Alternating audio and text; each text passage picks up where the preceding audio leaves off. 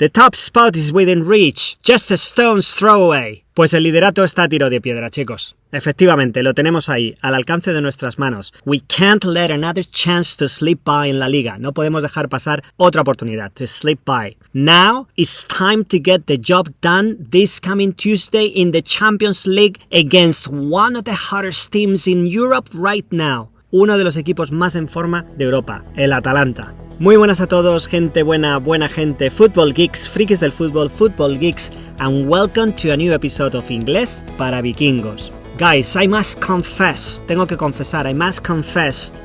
I just got mad before the match. When I saw the lineup, I couldn't believe that Carleto was so blinded, que estaba tan cegado, so blinded by his obsession with Tchouaméni. Starting him over Asensio got just on my nerves, me puso de los nervios, even as a center back, incluso como central. But by the end of the match, and after hearing Ancelotti's comments, seems like the academy kid wasn't fully fit, que no estaba del todo bien. He wasn't fully fit after the clash at San Mamés against Athletic. At least that's what I understood from the press conference. Still, Carleto brought Asensio on late, subbing Fede out in the 81st minute. So I hope he's not pulling our hair. Espero que no nos esté tomando el pelo. Because if he wasn't fit like he said, why throw him on late in the game at all? ¿Para qué sacarle al final? Makes no sense. Anyways, and looking back es un phrasal verb para decir echando la vista atrás, it's good to have 3 reliable center backs available. 3 centrales de confianza disponibles. I'm fine with putting Tchouaméni in that position for certain games,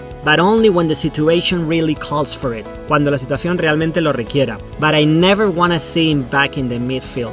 Because to me, he slows the game down, he doesn't play the ball out well, and he adds nothing to our attack or defense or ball recovery. Actually, we have some horrendous stats when he's in that role. You already know my take on him. Ya sabéis mi opinión.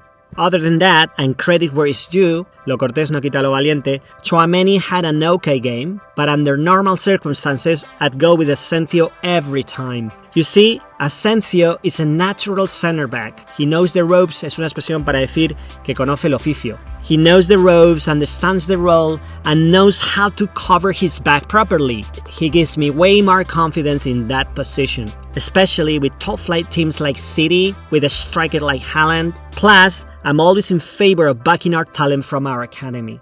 Okay, one more thing. I promise I don't want to give him more stick, but you know what? He reminds me of Mamadou Diarra. Remember Mamadou Diarra? He was a player who had zero impact on Real Madrid.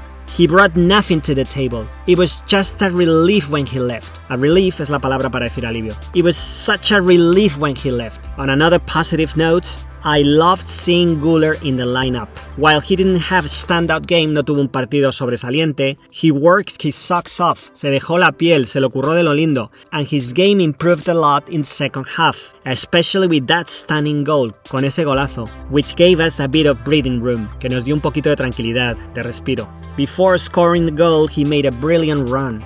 He shook off a defender chasing him down, se deshizo de un defensa, and when he got into the box, his finish was just pure class. By the way, he scored in what nowadays football pundits call a quick transition, una transición rápida, un poco hortera el término, pero bueno. But back in the day, tiempos atrás, we used to call it a blistering counterattack, un contragolpe fulgurante, like the ones Mourinho's squad used to pull off, como los que ponía en práctica Mou. And what can I say about the game?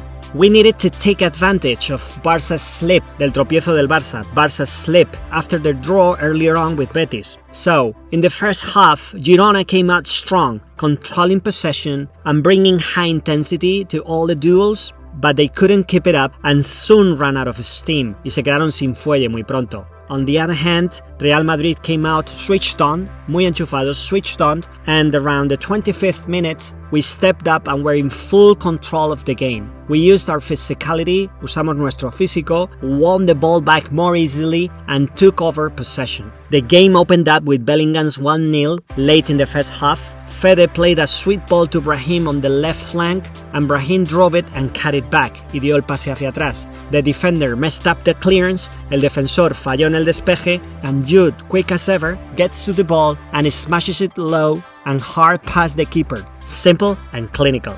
With that goal, Jude has now scored in 5 consecutive league matches. He's not just one of our top scorers, but the heart and soul of this Real Madrid team. Man of the match, by the way. He's everywhere, fighting, creating, assisting, and leading with that relentless hunger to win, con ese hambre constante, which is pure Real Madrid DNA. When Jude plays well, Real Madrid wins. It's that simple. The second half was more of the same.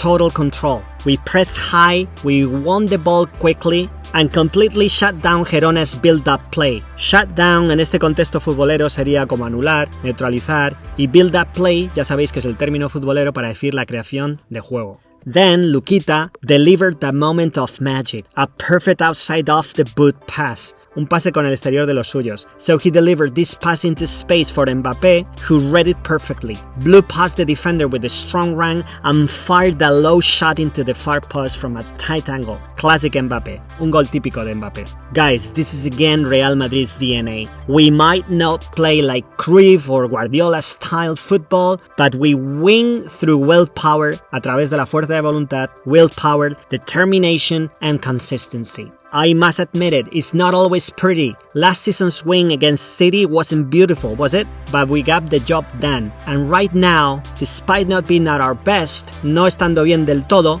we'll still get it done. Moving forward, I think the pressure is now on Barça and Atleti, because we have a more favorable schedule. Tenemos un calendario creo que más amigable, with tough games not coming until February. If we end up finding our rhythm, it'll be hard to stop us.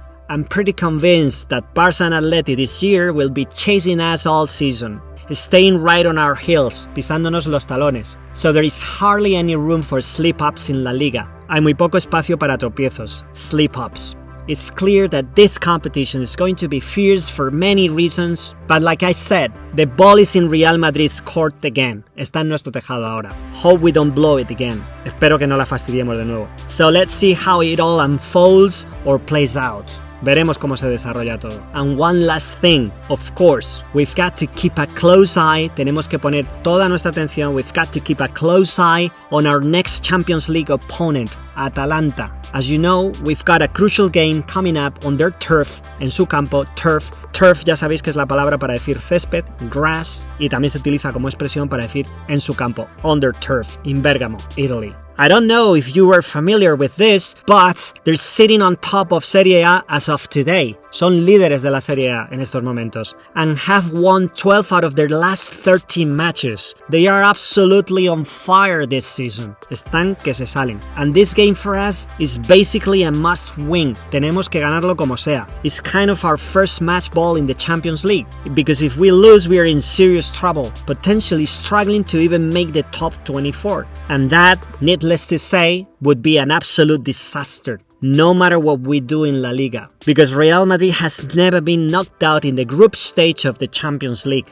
Can you imagine it happening this year with this Vini, Jude and Mbappe squad? Okay, let's stay positive though, and leave that nightmare scenario only to the Anti's wildest and wettest dreams. Y dejemos eso solo para los sueños más salvajes y más húmedos de los antimadridistas. And now, I want to highlight my pick of the day. And this time goes to Dani Yañez, a 17-year-old kid making his Real Madrid debut. This shout-out, este reconocimiento, this shout-out is just a tribute to his dedication and hard work since his early days in the club's youth academy. En la cantera, in the club's youth academy. You know what? Breaking through at Real Madrid is not an easy task, and Dani's journey deserves recognition. In this game, he lived his dream, stepping onto the pitch for the first time in the 89th minute. Congrats, Daniel. Keep working hard and never stop dreaming big, kid. So, in a nutshell, Vikingos. La Liga is back now in Real Madrid's hands. It's just what it is. Jude was outstanding, Kylian found the nets, and if Real Madrid clinches their upcoming La Liga matches, si aseguramos, si amarramos los próximos partidos, so if we clinch our upcoming La Liga matches leading up to the Valencia game, we'll be back on top of the table. Volveremos a ser líderes. By the way, Valencia is in a top spot now. Está en una situación muy difícil. They're struggling near the bottom of the table alongside with Valladolid and Espanyol. As I said, this is pure DNA Real Madrid. Perhaps we don't play Guardiola-style football, but we win through willpower and determination.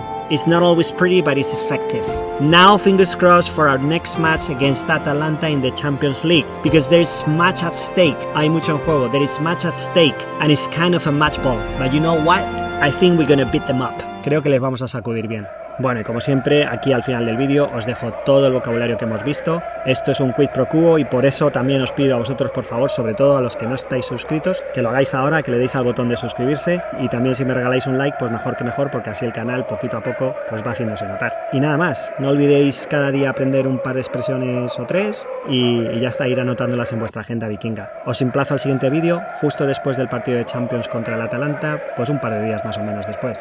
Así que lo dicho, martes día 10 a las 9 de la noche en Bérgamo, en Italia, ese partido tan crucial de Champions League contra el Atalanta. No os lo perdáis. And now please don't forget to hit the like and subscribe buttons if you think you've picked up or learned something new today, and drop any feedback in the comments. And I send you a big hug to all of you vikingos.